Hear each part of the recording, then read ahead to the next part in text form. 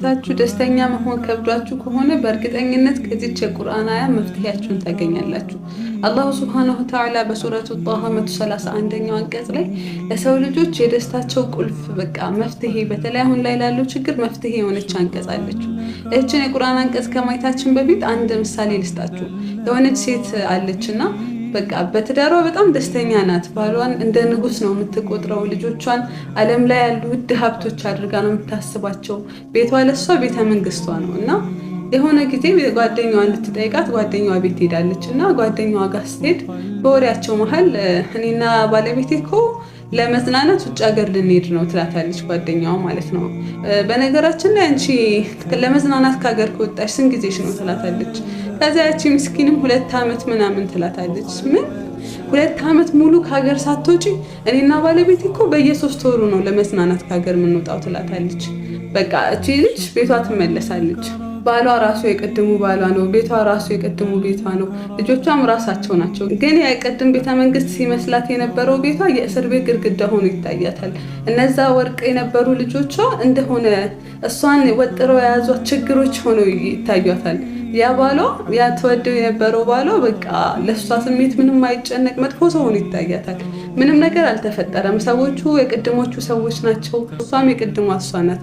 ግን የተቀየረ አንድ ነገር ነበረ። አላሁ ሱብሓነሁ ወተዓላ በሱረቱ ጣሃ 131ኛው አንቀጽ ላይ ይሄንን ነው የሚነግረን።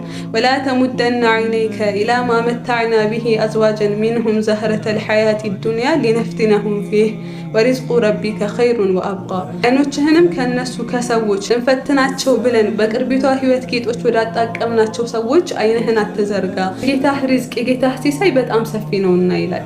ወላሂ በጣም ብዙ ሰው የሌሎችን እስካላየ ድረስ ደስተኛ ነው። በጣም ብዙ ሰው የሚበልጡትን አይቶ እንጂ ራሱን አይወቅስም። ያለበትን ነገር አይጠላም። ግን የሚበልጡትን ከሱ በዱንያ ህይወት ማለት በዱንያ ጌጦች በጠፍ የዱንያ ጌጦች ወደሚበልጡ ሰዎች ይመለከትና ያለውን ነገር ይጠላል። በተለይ አሁን ላይ ሰዎች በጣም ድብርት ውስጥ በጣም በቃ መከፋት ውስጥ ነው ያሉት። ምክንያቱም ይሄ ዘመን የሶሻል ሚዲያ ዘመን ነው። ሶሻል ሚዲያ ማለት ደግሞ ሰዎች ያላቸውንም የሌላቸውንም እያወጡ የሚያሳዩበት ነው። ስለዚህ ሰዎች የሌሎችን ብዙ አላህ ከዱንያ መጣቀሚያ ከቅርቢቷ ህይወት ጌጥ ብዙ የሰጣቸውን እያዩ የራሳቸውን ይጠላሉ እና አላሁ ሱብሓነሁ ወተዓላ አይኖችህን ልንፈትናቸው ብለን ለዛውም ለፈተና ብለን በቅርቢቱ ህይወት ጌጦች ወዳጣቀምናቸው ሰዎች አትዘርጋ። ወደ ራስህ ብቻ ተመልከት። ያንተውን ካየህ ወላሂ ታመሰግናለህ። አላህ ጤና ሰጥቶሃል። ሂዳያ አለ አንተ ዘንድ። ሙስሊም ሆኖ ማንጋት፣ ሙስሊም ሆኖ ማምሸት በቃ ትልቁ የአላህ ሱብሓነሁ ወተዓላ ጸጋ አለ። ቤተሰብ አለ።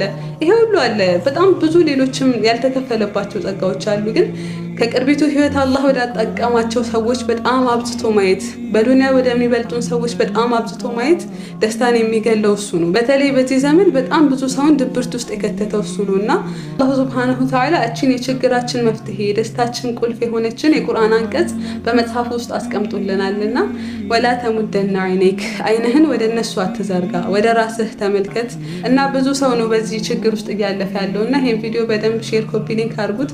አላሁ ሱብሓነሁ ወተዓላ በእናንተ አንድ ሼር አንድ ሰው ሊጠቅም ይችላል፣ አታውቁምና ያው እናንተ ሼር አድርጉት። ሁሌ እንደምንለው የሚያደርሰው አላህ ነው።